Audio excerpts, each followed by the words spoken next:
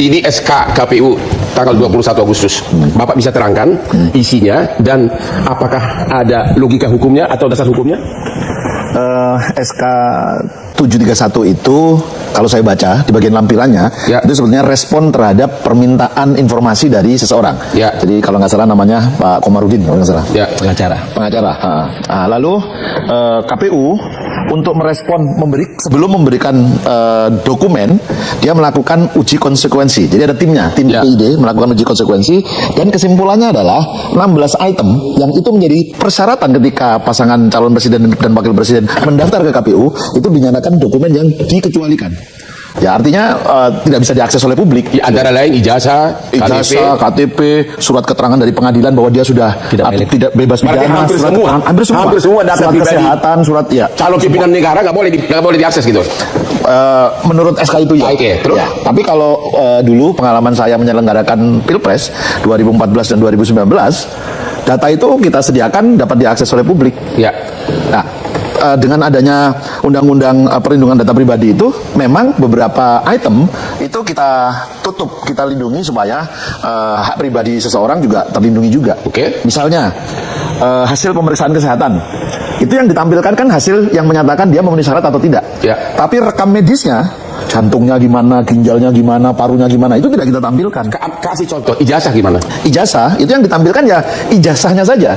Tetapi di balik ijazah itu kan ada bahasa Inggris dapat berapa, matematika dapat berapa, itu tidak ditampilkan. Tapi dengan SK yang baru total nggak boleh? Tidak boleh, tidak bisa. Sama sekali nggak boleh. Tidak bisa. Dasar hukumnya apa SK KPU ini? Dan kenapa sekarang? Pilpres masih lama. Kalau mengikuti prosedurnya, maka yang dijadikan dasar oleh teman-teman KPU itu ya hasil rapat uji konsekuensi oleh tim itu. Dari segi hukum, landasan hukumnya ada nggak? Misalnya laporan harta kekayaan, itu kan oleh KPK malah dibuka ke publik. Kok ini nggak boleh? Nah, ini berarti ada regulasi yang bertentangan. Maksud Bapak SK ini bertentangan dengan undang-undang atau siapa yang salah? Dia bertentangan dengan undang-undang yang lain. Misalnya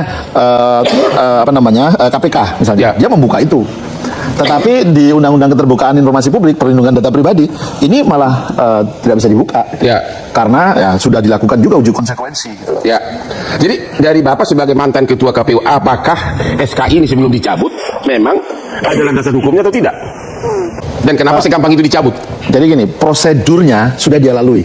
Dengan melakukan uji konsekuensi. Kesimpulan uji konsekuensi itulah yang dijadikan dasar untuk membuat SK, untuk membuat keputusan. Di mana salahnya melihat ijazah orang? Apalagi calon pimpinan negeri. Nah, itu mesti dikonfirmasi kepada KPU yang sekarang gitu ya. Kok bisa semua ditutup gitu loh. Bahkan ketika mereka membuat konferensi pers menyatakan bahwa SK itu batal, saya juga punya pertanyaan. Loh, ketika kamu menetapkan keputusan itu melalui uji konsekuensi. Mestinya untuk menyatakan dokumen-dokumen itu bisa dibuka atau tidak, itu ada uji konsekuensinya lagi. Nah, ini kan tidak dilakukan. Saya nggak tahu ya, karena di dalam konferensi pers itu tidak diceritakan apa yang sudah dilakukan sehingga mereka mencabut atau membatalkan keputusan itu. Pak DPR, apakah Bapak kan membawahi Komisi 4, membawahi KPU, apakah DPR tahu tentang ini dan apakah setuju? Secara normatif kan Komisi 2 DPR RI itu memiliki dua fungsi legislasi terkait kepemiluan. Satu, membahas rancangan undang-undang menjadi undang-undang di bidang kepemiluan. Yang kedua, kami menerima konsultasi atau membahas seluruh rancangan peraturan KPU untuk diterapkan. Rancangan PKPU. Termasuk ini? Bukan. Untuk menjadi peraturan KPU. Yang dipilih oleh KPU hari ini itu bukan peraturan KPU, tetapi keputusan Komisi Pemilihan Umum. Itu tidak masuk kewenangan DPR dalam domain itu. Nah, yang menjadi pertanyaan kalau kita orang hukum, kenapa kok pilihannya itu bukan peraturan KPU, tapi kemudian keputusan KPU. Dari segi substansi harusnya apa? Dari sisi substansi harusnya peraturan. Karena ini mengatur. Kalau keputusan itu memutuskan satu objek yang bersifat konkret. Berarti mau menghindari DPR? Itu menjadi pertanyaan bagi Komisi 2. Menurut DPR? Itu menjadi pertanyaan bagi Komisi 2 dan kami sebetulnya ingin memanggil KPU Republik Indonesia pada Senin yang akan datang. Tapi kemudian mereka terlanjur membatalkan keputusan KPU nomor 731 tahun 2020. Apakah tidak dipanggil juga? Segampang itu mencabut? Kami akan tetap mendalami, melakukan klarifikasi. Yang kedua yang akan kami klarifikasi adalah kenapa keputusan ini atau dasar aturan ini dikeluarkan di tengah tidak ada lagi tahapan terkait dengan pemilihan presiden.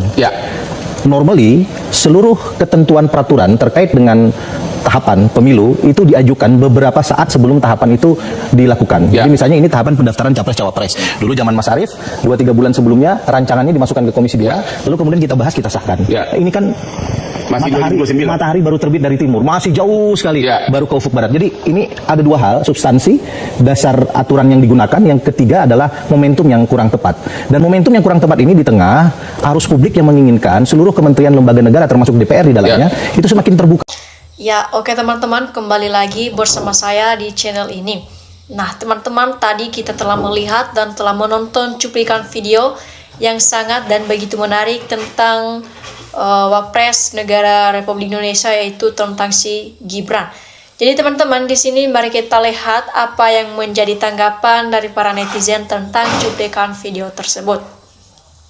Teman-teman, di sini para netizen menyampaikan di sini, menyatakan di sini, sebagai rakyat saya juga tidak sudi punya pemimpin penipu macam Jokowi dan si Gibran. Jadi susah bayar pajak mahal hanya untuk menggaji manusia bodoh dan pembohong macam seperti si Gibran ini. Nah, teman-teman, di sini para rakyat-rakyat ataupun masyarakat Indonesia dan netizen-netizen, ya, sepertinya mereka tidak sudi ataupun tidak suka mempunyai pemimpin ataupun seorang wapres seperti si Gibran ini, seperti macam Jokowi dan Gibran, ya. Jadi mereka tidak sudi dalam membayar pajak mahal-mahal hanya karena untuk menggaji manusia bodoh seperti si pembohong, seperti macamnya si Gibran ini. Jadi teman-teman, di sini diteruskan di sini, ya, siapapun dan jabatan apapun jika tidak bisa beradaptasi dengan situasi, ya, tugas dan jabatannya mengundurkan diri jauh lebih bermartabat. Sikap bangsawan beliau Presiden Republik Indonesia kedua. Jadi salut kepada Bapak Soeharto yang dengan legowo mengundurkan diri dari jabatan sebagai Presiden Republik Indonesia. Nah, teman-teman, di sini diteruskan, ibarat otak PAUD disuruh ngerjain tugas SMA berat bray katanya itu. Nah, di sini teman-teman ngomong game sangat lancar, memang asli bocilnya. Jadi sangat pantas mundur atau dimaksudkan ganti warga negara Indonesia yang waras dan cerdas. Jutaan warga negara Indonesia banyak yang hebat, nol seperti Gibran ini tidak sudi. Jadi sepertinya ini bocah lagi di terapi kesehatan mentalnya gitu. Jadi Gibran gak punya hobi selain nyimeng sama nyabu doang. Jadi semoga Pak Subhan dalam lindungan Allah SWT. Jadi teman-teman, bila nanti dilengsarkan maka proses hukum harus dijalankan. Jadi ya, kenapa warga negara ataupun negeri ini banyak yang waras, banyak yang tidak waras, ya. Pilihan pemimpin yang hanya lulusan SD kerjaannya main game, plong-plongo, sekarang iparnya ikut-ikutan, ya, bikin gaduh di sumut. Ya Allah juga, dan lindungi negeriku ini dari usaha pecah belah bangsa. Ya, teman-teman, di sini diteruskan, ternyata selama ini wartawan salah pertanyaan ke Fufu Fafa. Harusnya ini yang ditanyakan Mobilenje dan bukan yang lain-lain gitu. Jadi yang penggemar ijazah palsu dukung terus termul-termul. Nah, di sini teman-teman disampaikan para netizen, lihat mata agak juling ataupun kerok, miring-miring. Kalau lihat ada saraf gak beres, jadi plongo-plongo. Kebanyakan jagung bakar dan bodrek campur pilkau plodo.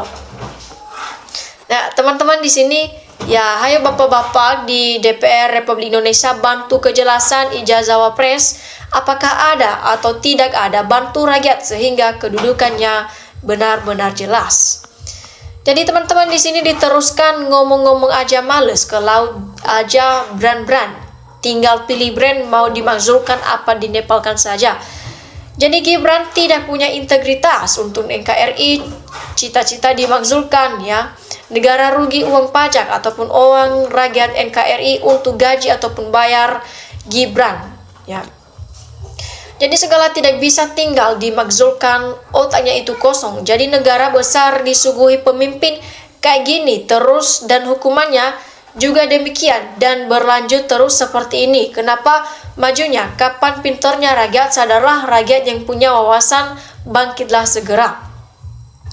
Jadi dalam memutuskan, menimbang apabila ada bermasalah di kemudian hari harus mundur. Yang bertanya paham banget jenis pertanyaan yang ditanya sesuai kapasitas otaknya yang ditanya gitu.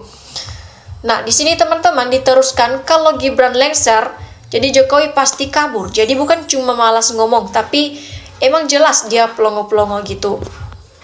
Nah, video ini bikin bangga para ODGJ.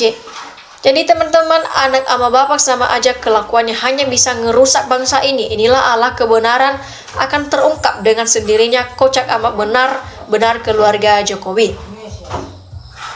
Jadi Gibran kalau sama anak SD dan SMP semangatnya bertanya, jadi presiden harus pintar, bijak, cerdas, negeri ini hukum ataupun amburadul ya. Pantesan masyarakat carut marut, contoh itu Singapura, cinta Taiwan, masyarakat tidak gaduh. Kenapa hukum bisa melindungi rakyat kecil? Adil presiden ya, segera memperlakukan hukuman mati, jangan ragu. Jadi negara kaya raya tapi dikorupsi, habis 580 DPR. Jadi sudah melenceng, siapkan 100.000 peti mati untuk koruptor satu, untuk presiden. Negeri ini banyak utang sama lambang ada kenapa ya.